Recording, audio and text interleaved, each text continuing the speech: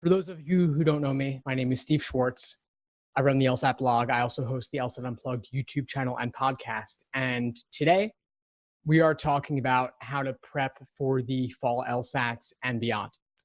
So I thought I would do a little bit on study schedules over the next 2 months, really next 2 to 4 months, depending on whether you're taking the LSAT in September or October or November and beyond.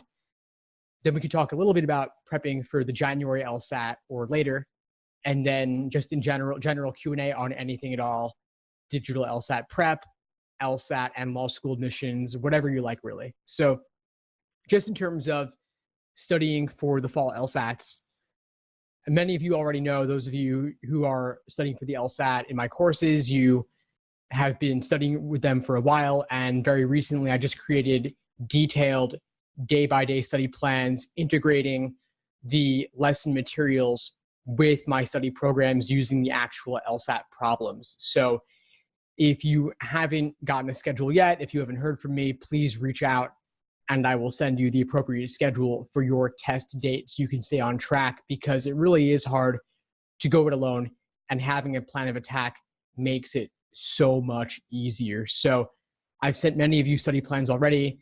If you don't have one but need one, of course, please let me know and I will send it as soon as possible. For those of you who don't know about study plans and what they look like, I have day-by-day ones listed here, and I will share the link with you if you want to get a sense of what a study program could look like. I have week-by-week ones there as well if you want something a little bit less detailed, but oftentimes more detail is better. Now, how did I structure the study plans? What do they include? What do they involve? My study plans involve 5 phases, what I call the laser approach to LSAT studying, which is L for learning, A for accuracy, S for sections, E for exams and endurance, and R for review. So the first step is learning, doing problems. Actually, before even learning problems, just learning the theory, building your foundation first, learning about the different question types and how to approach each one. That is step 1. Step 2 is accuracy, refining your accuracy, applying the theory to the questions, doing problems untimed, oftentimes by type, just to learn the basics. The next step is doing individual timed sections. So rather than doing questions by type, pulling it together with individual timed sections, maybe a 35-minute game section, maybe 35-minute reasoning or 35-minute reading comprehension. The point here is to move on from accuracy, doing things untimed, because you could get great accuracy untimed, but of course the LSAT is a strictly timed exam, and when you introduce timing, things often fall apart. So timing is really important. That's why I integrate sections, doing individual timed sections. Step 4 is exams and endurance, doing full-length 5-section timed exams to work on your endurance. I say 5 sections, not 4. You could do 1 or 2 4-section exams, but of course on test day, you will be doing 5 sections. You will be doing the experimental section, and so integrating that is extremely important. The final phase is review, where after you do those exams, you review them untimed, taking as long as you need to learn exactly what you were missing and why. And review is not only reviewing anything you get wrong, it's also reviewing everything you have difficulty with, everything where you guessed and were down to 2 choices, because of course, it very easily could have gone the other way next time around. So review is often overlooked. It's incredibly important. And when you're reviewing, you want to see, was your mistake in, let's say, logical reasoning? Was it in the stimulus? Was it in the question stem? Or was it in the answer choices?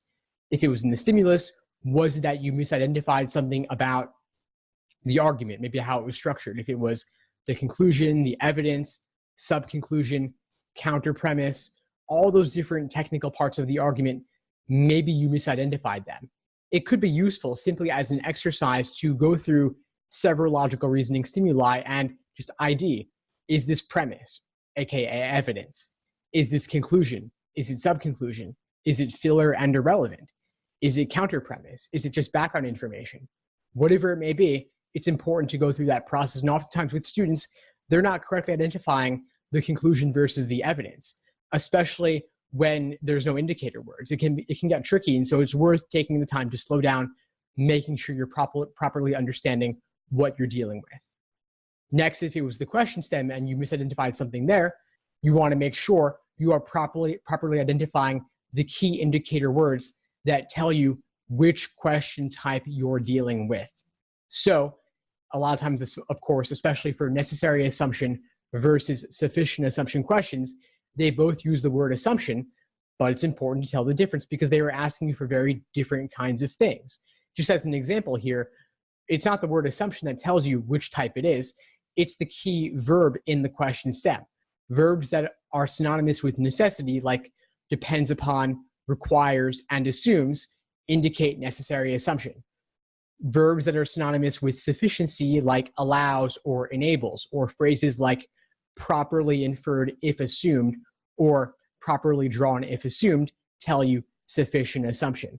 And of course, there are many different types of questions.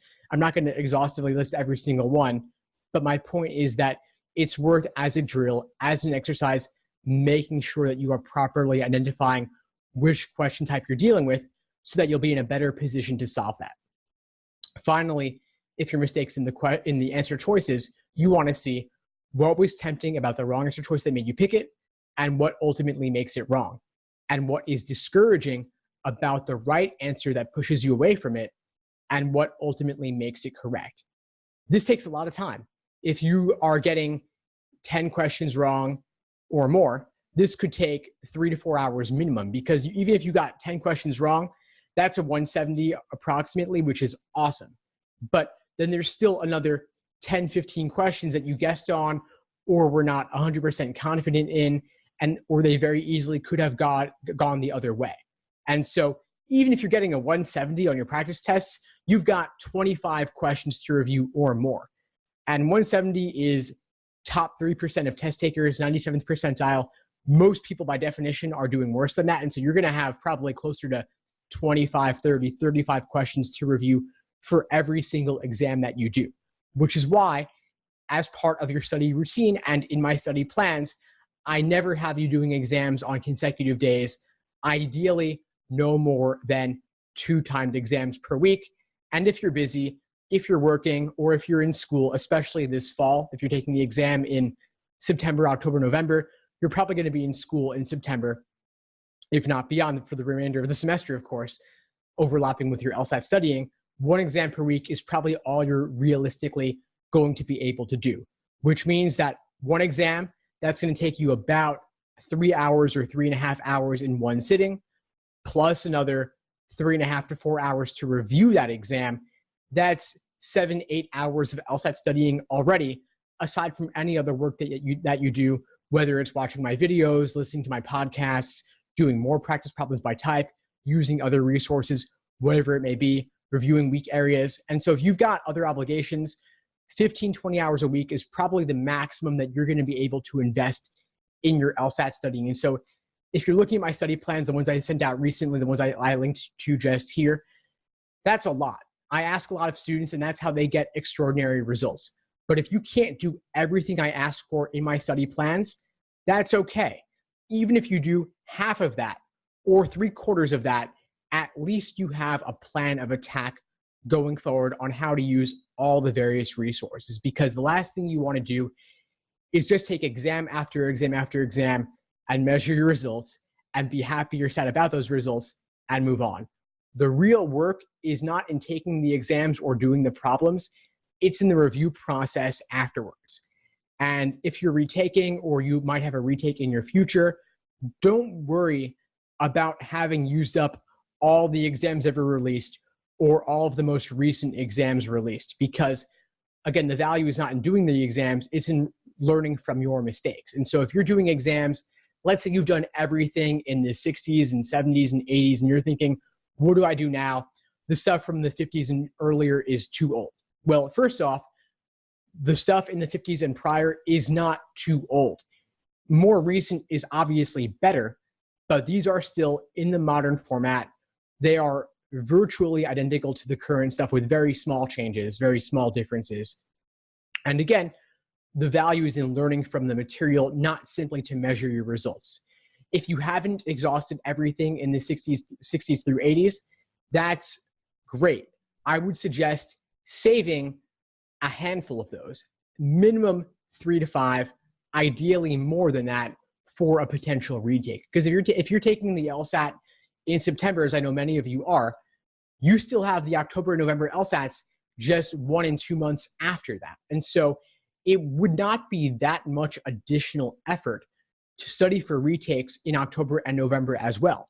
There's only a 4-week gap approximately in between each of those LSAT test dates. And so you've only got to stay fresh on the LSAT for another 4 weeks in order to retake it. And through nothing more than luck alone, you could do 3 to 4 points better. And maybe you'll do worse. Maybe you stay the same.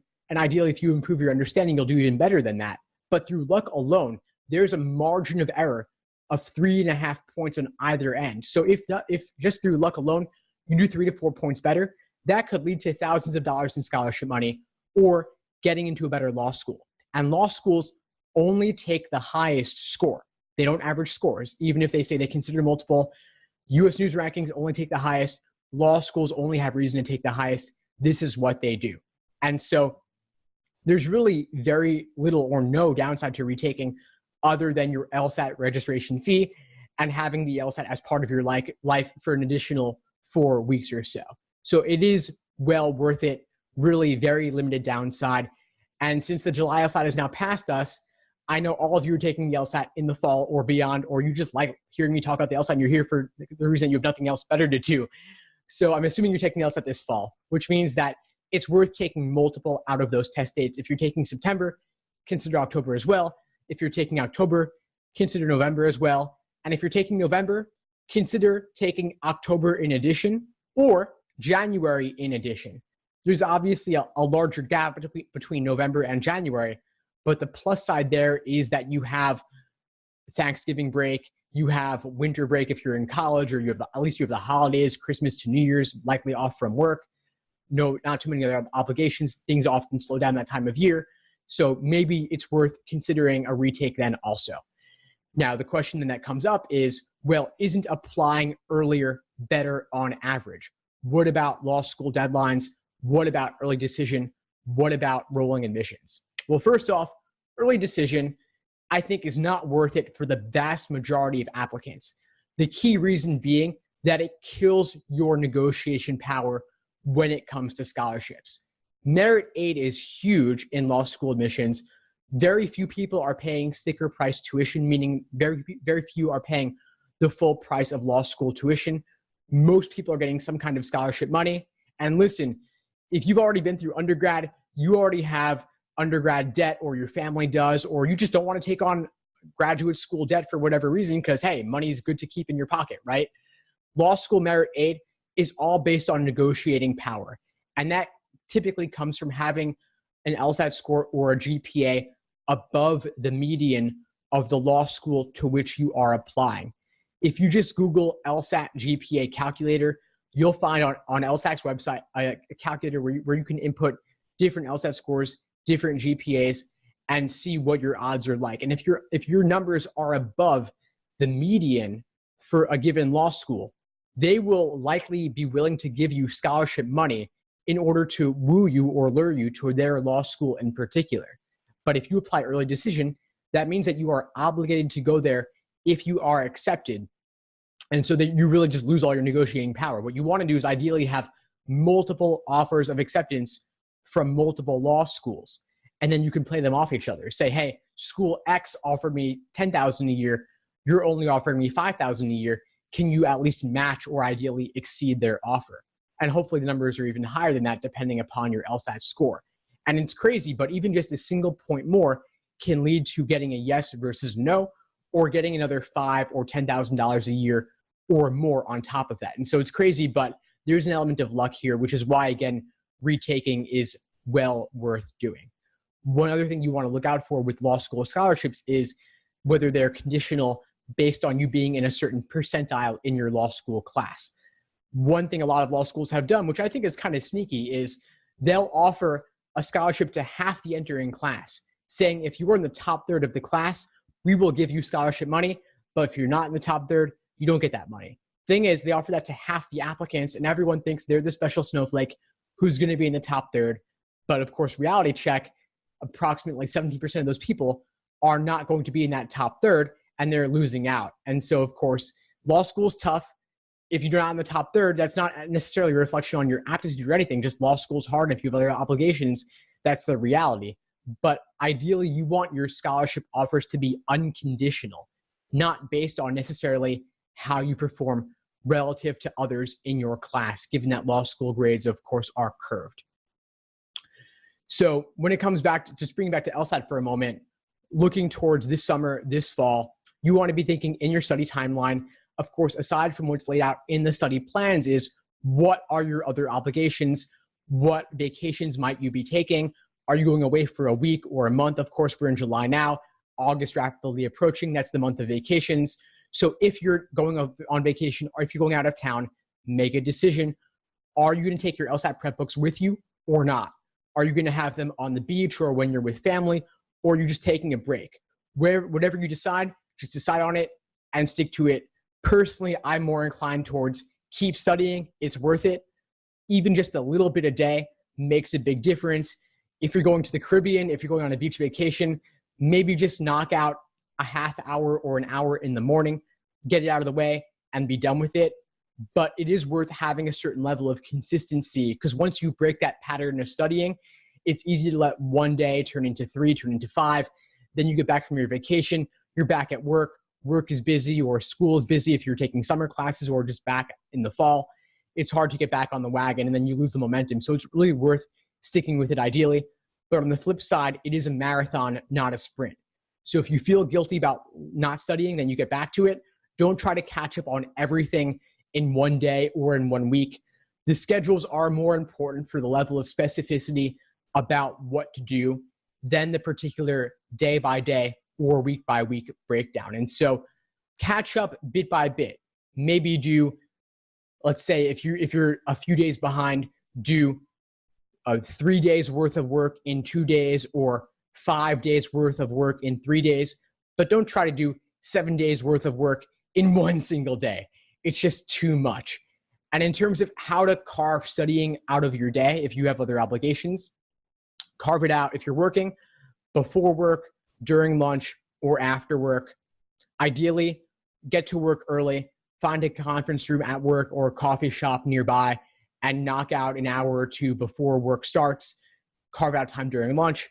If time at work is slow, or you can at least do stuff online, you could watch my videos or listen to the podcast or read my articles. Just consume some LSAT material while you're on the clock. And then after work, before you get home, before you leave work and go home, try to knock out another hour or two. But once you get home from work, once you get into your comfies, it's really hard to have the motivation to study, especially when it's later in the evening already and you have roommates or family or significant others or even just Netflix and takeout to distract you.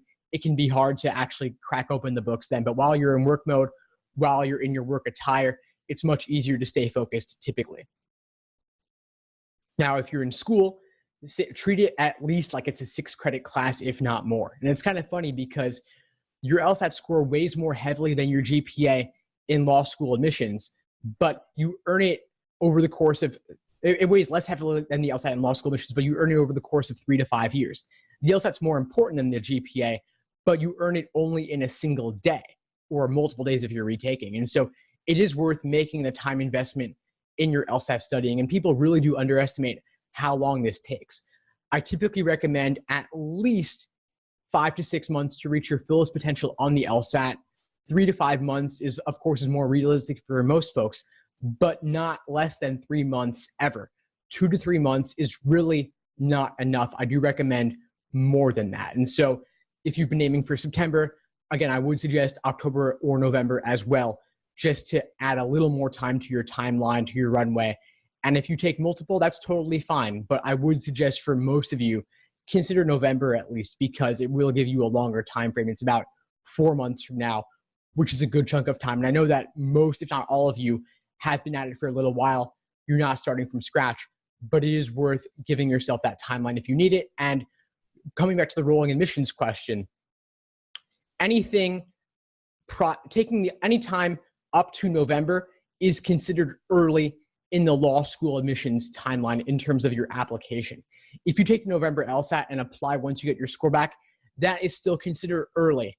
Anything into 2020, going into the January, February, March, that will be a little bit on the average to late side, which means that it might be marginally tougher to get in, and of course, less scholarship money available. But anytime you take the LSAT this fall, if you apply once you get your score back, that is still perfectly early and should not really hurt your odds at all. And there still should be plenty of scholarship money available. Now, I've done a lot of other classes already on digital LSAT prep in particular, so I'm not going to go into too much depth on it, but I will say definitely worth practicing with all the tools you have available.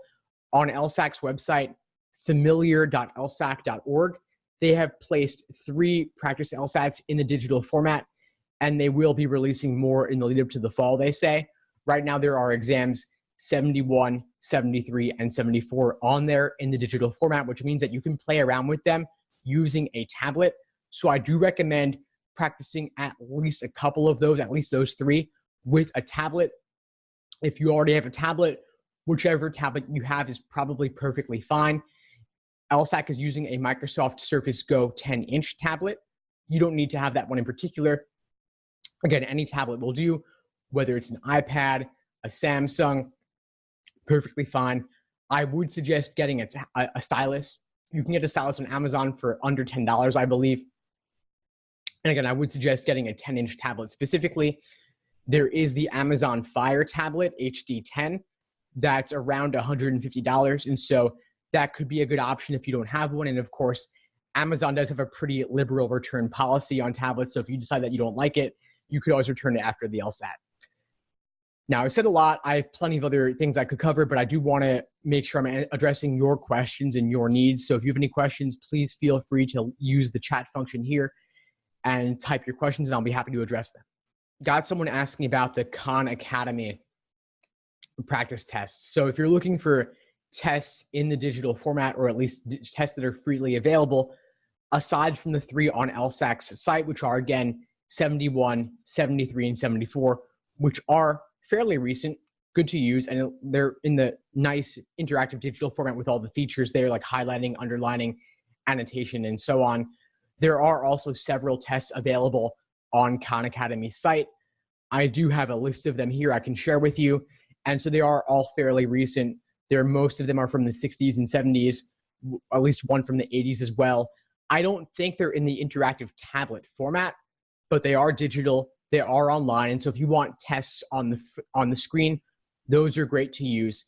And if you want to at least simulate the digital format a little bit, if you have the PDFs, you could have them up on your computer screen, have your scratch paper on the side, and use that to at least kind of mimic the idea that you're not writing directly on the questions themselves.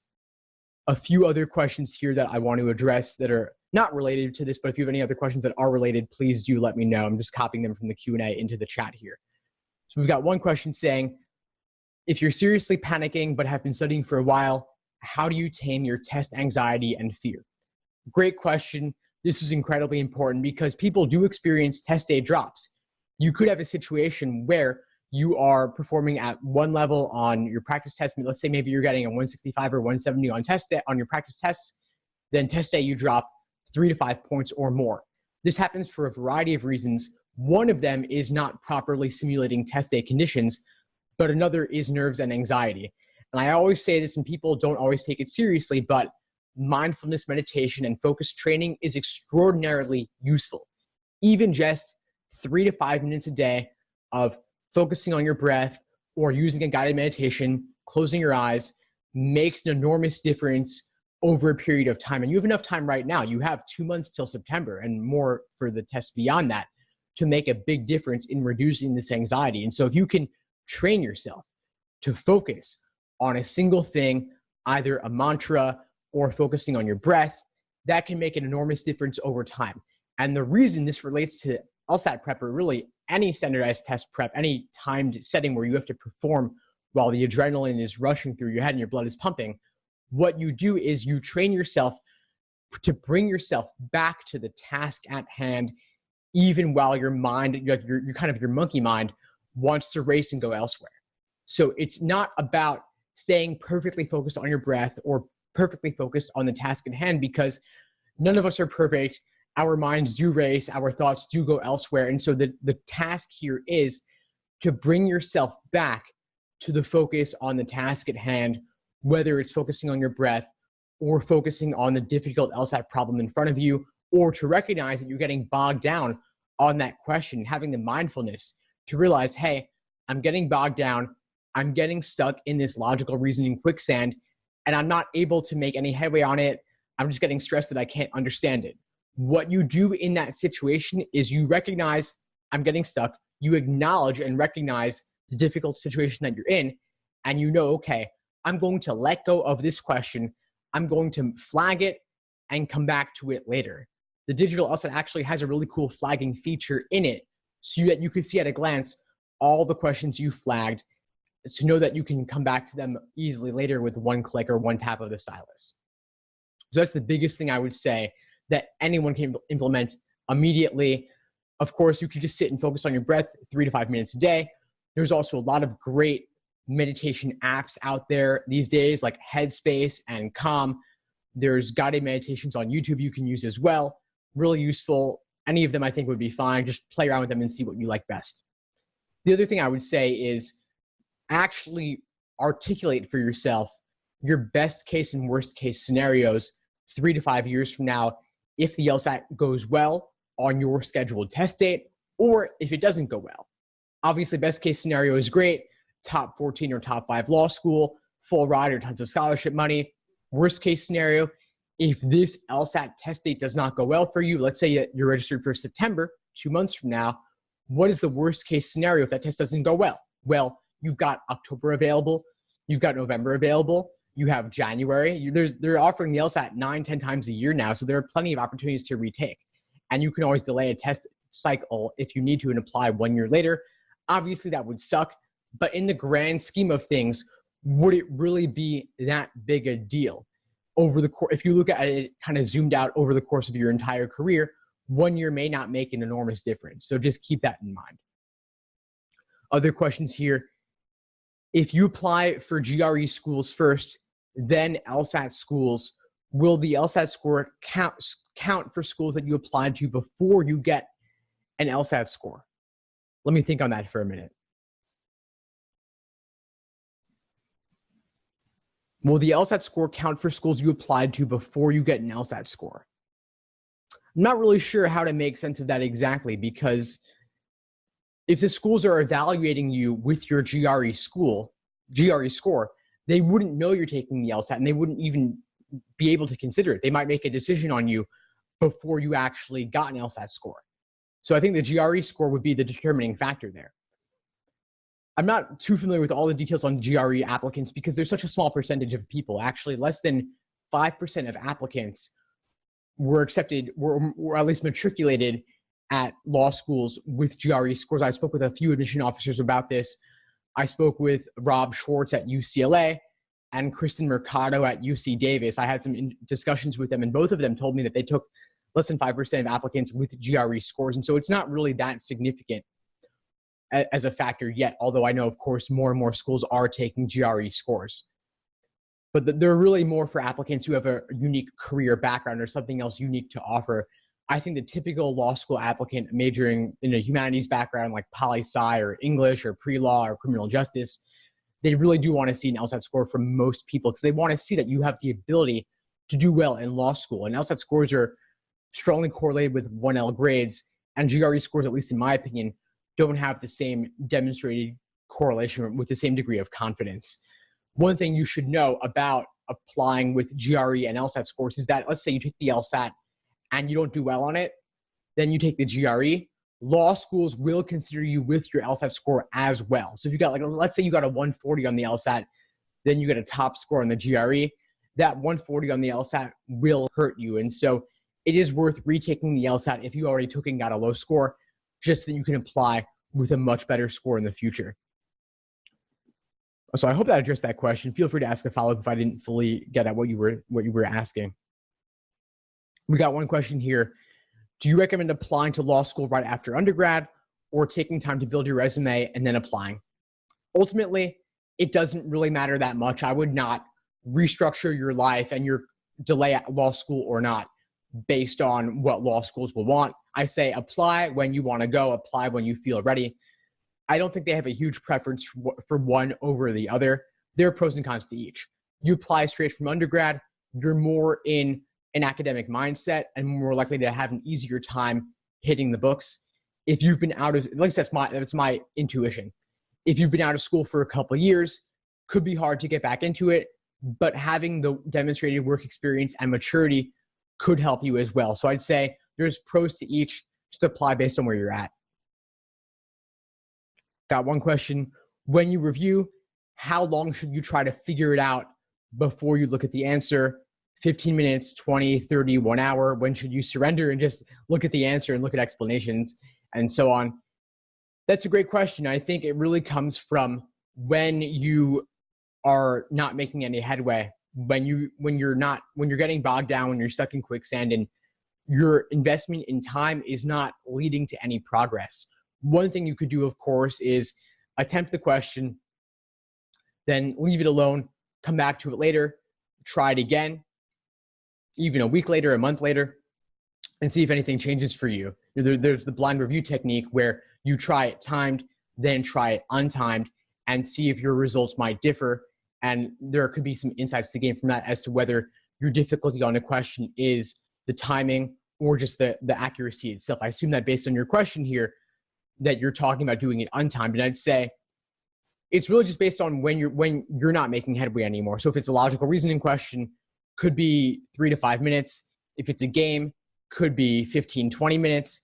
But I assume with a game or a reading comp passage, at least, you're making some progress through the game or through the passage, but there could just be certain questions that are not making any sense for you. And so at a certain point, you do want to eliminate the ones that you can confidently eliminate, pick from those that remain, but also note that you were guessing versus confidently choosing a choice. You could even rate your confidence level on a scale of 1 to 10 to see how certain you were upon reflection later, to see if you're confidently choosing wrong answers, which is really not good, or at least you know that you don't know something.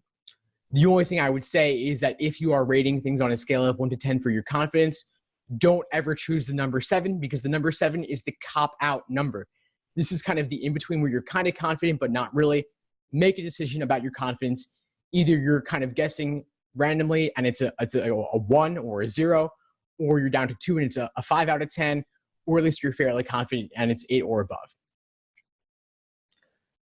Mariana is asking, how can we simulate the digital LSAT with paper exams? Great question. Ideally, if you can get access to the PDFs, that does make a big difference to have them on screen. But if you don't have access to the PDFs for whatever reason, what you could do is keep your books clean and write on scratch paper on the side. You will get scratch paper on the digital LSAT. Even though the July LSAT has happened, LSAT is still not confirming the exact number of pages that they give you for a scratch paper, but it is a booklet. It is 8.5 by 11. It is around 12 to 14 pages of scratch paper, which is not unlimited, but it is a good amount. That should be more than enough for most people if you write fairly neatly and don't write too big. So I'd say keep your books clean, use the scratch paper. And the nice thing about keeping the books clean is that makes it very easy to redo questions later too. Highlighting, underlining, the annotation tools on the digital LSAT familiarization site, I think are not especially useful. So I wouldn't worry too much about learning to use those. Your mileage may vary, of course. Practice with the digital LSAT site, familiar.lsac.org. If you want to at least see what those tools are like, maybe they'll work for some people. I didn't think they were that great, and I thought they took more time than was warranted to make it worth using them. So I would say just basically keep your practice problems clean, use your scratch paper to the side, and that's really the only major difference you need to have. The other thing I would say is that you are only able to see one question at a time on the digital LSAT. You can't see a full 2-page spread of logical reasoning questions or an entire game or an entire passage at once. So you might cut out a hole in a piece of paper and overlay that on top of your LSAT book to limit your field of vision to a single LSAT question at a time. That could mimic it a little bit. I don't think you need to overly stress about this, but it is something to be ready for. And I think the best thing to do is simply to use the tests in the digital format, like tests 71, 73, and 74 on LSAC's site. And then that will make it, at least, that will help you get more ready for what you're going to face on test day. Got a question here on LSAC fee waivers. I have an LSAC fee waiver that expires in early 2020. Can I renew it, or is it once per lifetime only? Good question. I don't know the answer to that, honestly. I would suggest emailing LSAC at lsacinfo@lsac.org to ask about that. And by the way, for those of you who have any questions at all for LSAC, I would email them at lsacinfo.lsac.org and email them sooner rather than later, so you have time to hear back from them and time to implement any answers they have for you. Someone's asking about the lack of line references on the digital LSAT.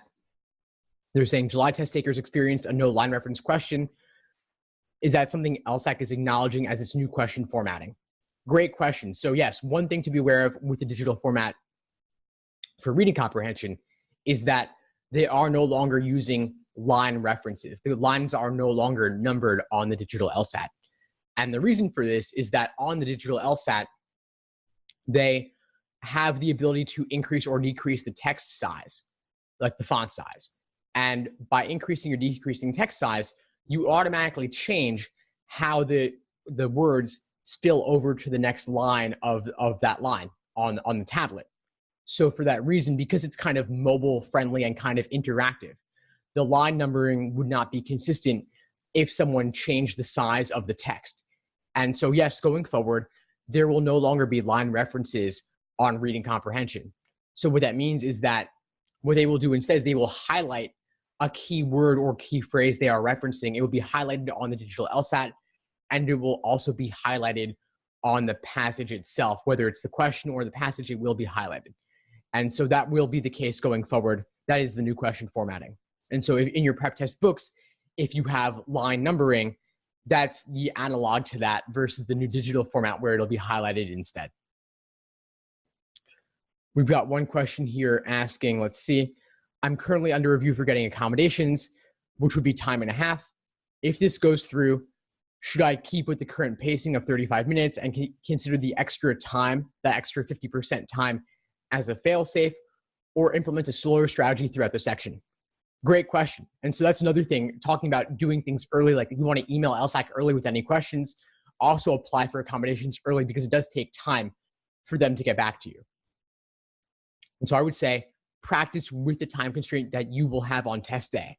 Now, you don't currently know whether you'll get accommodations or not, but LSAC has grown more liberal with granting accommodations in recent years. And so if you have the appropriate documentation, if you have a history of accommodations, then you've got a good shot. And so I would say, assuming that you will get accommodations, practice with the time and a half. You should always hope to have a buffer or a time bank as your fail-safe of a couple of minutes, ideally. My goal for my students is that you will have at least 3 to 5 minutes at the end of every single section to go back and tackle the tough questions that you flagged earlier. But I wouldn't aim to complete the entire section in 35 minutes if you're going to have 53 minutes per section on test day. So I would, on average, slow down to meet the 53-minute time constraint, but also aim to have a buffer of a few minutes to come back at the end later. Got another question, a follow-up on the LSAT versus GRE. The question is, would law schools have to report the LSAT score of students who applied at a time when they only had a GRE score? Interesting. So that's asking kind of if you applied and let's say you were accepted with a GRE score, then later you took the LSAT, would they have to report your LSAT score to the American Bar Association? And then would that be considered, of course, in the US News rankings? That's a great question. Wow, I have to look into that because I don't know the answer. My guess is that they would have to report it because that is the part of that comes back to the American Bar Association reporting requirements. They ask law schools to submit detailed profile info on all matriculating applicants. And so I would guess that if schools had that information, they would have to provide it to the American Bar Association, but I can't actually give you an answer on that. So if you email me, I will get back to you on that once I have the chance to look into this on my end. Got a question here. Where do you get the June 2019 LSAT exam? In either PDF or paper format? Amazon keeps saying it is pre-sale. Yes, Amazon is always unpredictable with their release of new exams. It was supposed to come out even before the July LSAT. Of course, the June LSAT has not yet come out, but I am fairly confident, and I would bet a decent chunk of money that it will be out by September. This is, of course, going to be numbered as test 87, prep test 87. And so those of you taking the LSAT this fall, I would not worry. You will have plenty of time to complete LSAT 87 before your fall LSAT. And if you need it in PDF, a lot of prep companies are offering it in the digital format, in PDF format. And so that would be a way to get it if you want to get it faster and you don't want to wait for the print version from Amazon. Got a question here. How many prep tests should you ideally take before test day? I would recommend at least 10 timed exams under realistic test day conditions. This is to help you build your pacing and your endurance and to fully be simulating test day conditions. And you have enough time right now before the fall that you could do that pretty easily. You could do even just one a week between now and September would allow you to reach 10 comfortably. So that's my general framework on that. More is better. If you could do 15, if you could do 20, that's amazing. But I wouldn't overly stress about doing 15 or 20. 10 should be enough at least.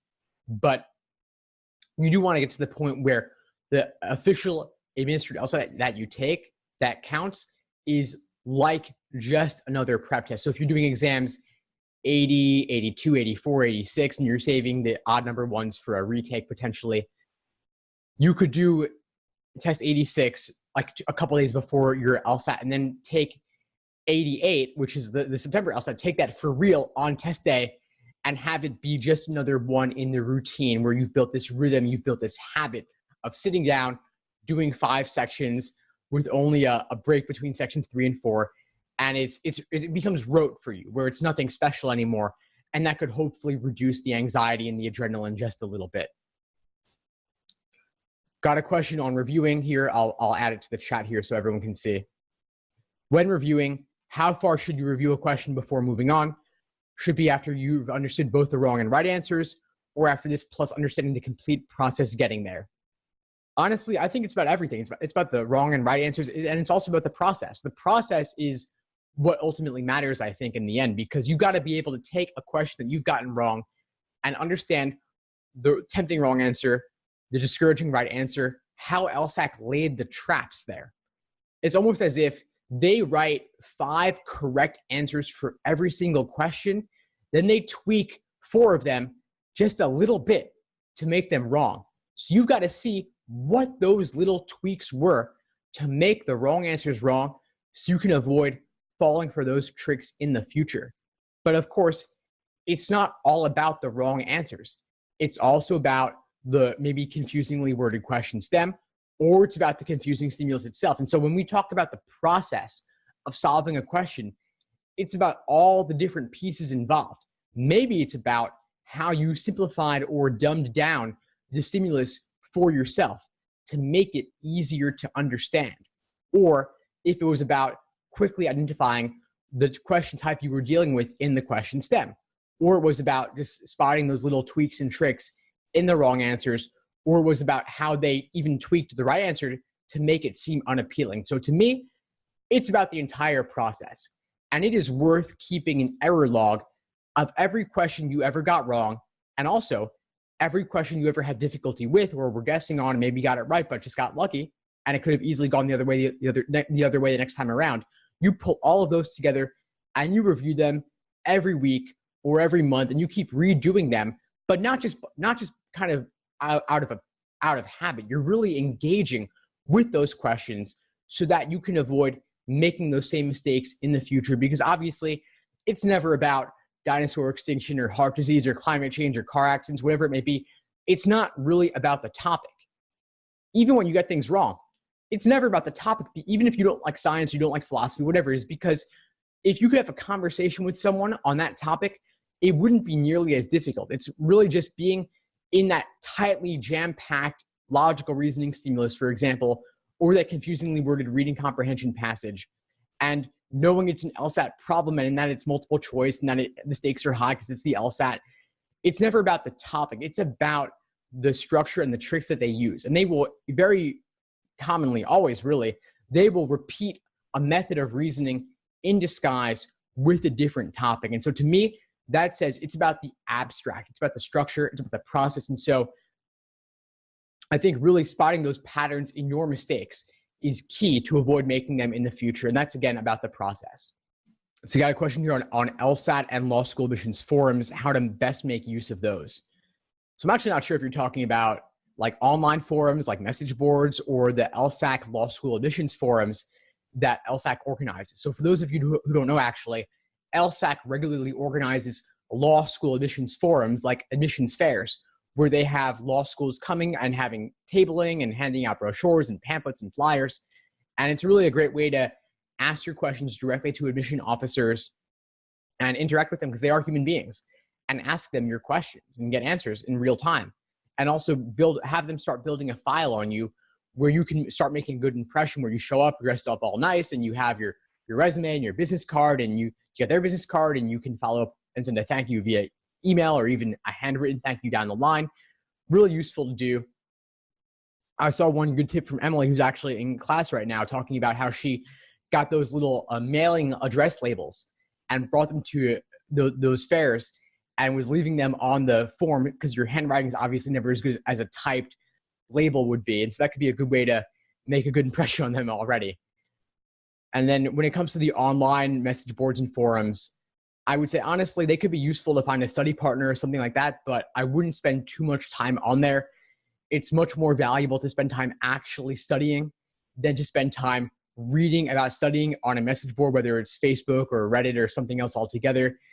Don't read about studying, just actually study. For every 5 hours people spend on message boards, they spend 1 hour actually hitting the books, because obviously the internet's more engaging and addictive than an old LSAT prep test book is.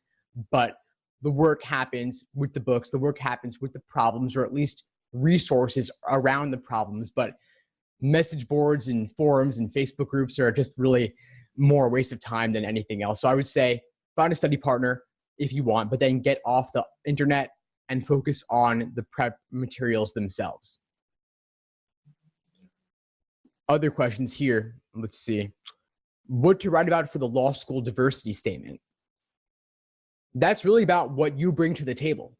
So if you are from an underrepresented group, if you're from a minority group or non-traditional in some way, of course, talk about that, cover that. If you don't fall within a traditional or at least underrepresented minority group in admissions, you still can talk about something unique that you bring to the table. I've heard stories of people talking about unique hobbies they have and writing addenda or essays about that. It could be anything at all, really. It's just about what you bring to the table that's unique that others do not bring. Of course, this could be a personal statement topic, but it also could be a diversity statement topic. And so if you have multiple things to write about, consider whether one particular thing might be more suitable for a diversity statement and other things might be more suitable for a personal statement. If you have things to address related to discipline or character and fitness, I wouldn't make that the focus of your personal statement. I would save that for the character and fitness disclosure in particular, and keep it very brief and matter of fact. Don't ever talk about how you were previously on the wrong side of the law, so now you want to be on the right side of the law as an attorney. Definitely not a good way to go. It's not cute. They don't like that. They don't like jokes about character and fitness. Keep it brief, succinct, maybe a single paragraph, maybe 100 or 200 words, stating that you made a mistake, you learned from it, you won't do it again, and you're ready to move on with your life, and just leave it at that. But don't harp on it too much. Don't make excuses. Don't have a laundry list of everything you've ever done wrong. If it's not necessary, look at the precise wording of the character and fitness question and ask for help if you're not sure about it, because the wordings do vary a little bit from school to school. And if you're ever in doubt, do make sure that you disclose, because you don't want this to come back and bite you later. A lot of times people are not fully upfront with what happens with regard to character and fitness, like if they had an arrest or a conviction or disciplinary action. And then later when they're going before the bar, if they were not fully honest in answering your law school application questions, and they actually do look at your law school application answers when you go before the bar, and they see whether your answers match up with the truth. And you don't want to go through 3 years of law school only to have that undisclosed conviction hurt you in the end. If this relates to, let's say you were drinking underage in college and got a citation for it, that will not keep you out of law school. They don't care that much about it, but they do want you to be honest about it. Just say, I made a foolish indiscretion or a foolish mistake when I was young. I did not repeat it. I went through whatever necessary disciplinary action there was, and I learned from my mistake. And that's pretty much all they want to hear, that you are mature, you've grown since then, and you've learned from your mistakes. Got a question. Which LSAT prep books do you think are the best? I don't have a single answer on this. I think different things work for different people. The one constant I would say you want to make sure is that the books that you're using use real LSAT questions from released exams, and that those are recent exams. A lot of books on Amazon have fake reviews and use fake LSAT problems, or they use really old LSAT problems. So you want to get a book from a company that specializes ideally exclusively in the LSAT, and they are using real LSAT problems from recent exams, ideally exams from the 2000 and up, honestly. Anything from exam 30 and up is decent to use in a prep book if you're looking for like a textbook sort of material. Barron's is not good. LSAT for Dummies is not good. Don't use those. A lot of books, if you look at the reviews carefully, you'll see that a lot of them will talk about the books containing mistakes or typos or using fake LSAT problems because they just didn't want to pay the licensing fees. Definitely avoid those books. Anything from a boutique company that specializes in LSAT exclusively would be a fine way to go, though I don't really have a preference on one versus the other. And there's not just books out there, too. I mean, if you're getting the actual LSAT problems from LSAC, that's the best material you could have. The books of exams are published in books of 10 by LSAC for about $20 to $25 each on Amazon. They're typically called like actual official LSAT prep tests. You get the books of 52 to 61, 62 to 71, 72 to 81, and then 82 to 87 are not in a book of 10 because there aren't 10 of them, but they're in individual booklets for about $8 to $10 each on Amazon. And that's the best way to go. Beyond that, of course, you could use Khan Academy or my videos, my podcasts, my courses for additional resources as well. What to do if you're applying to law school with a low GPA?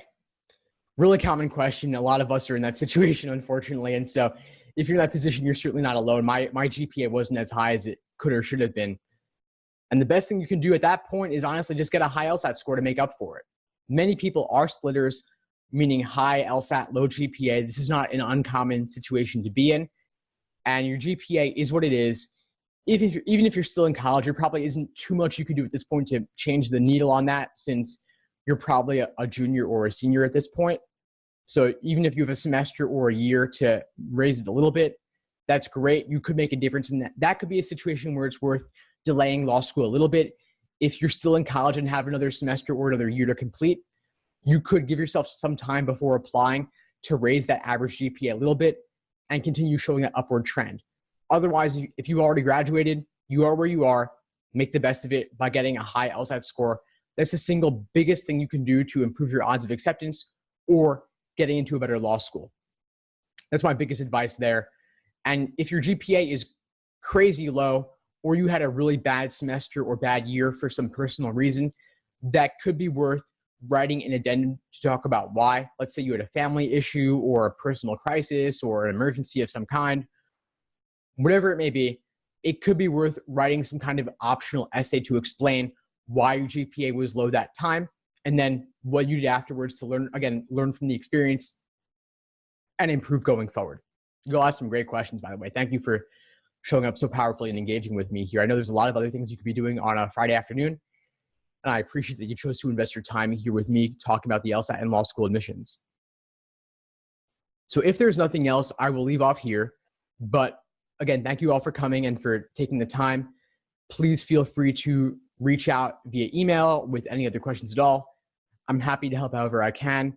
So everyone have a good afternoon, good weekend, and please be in touch. Take care.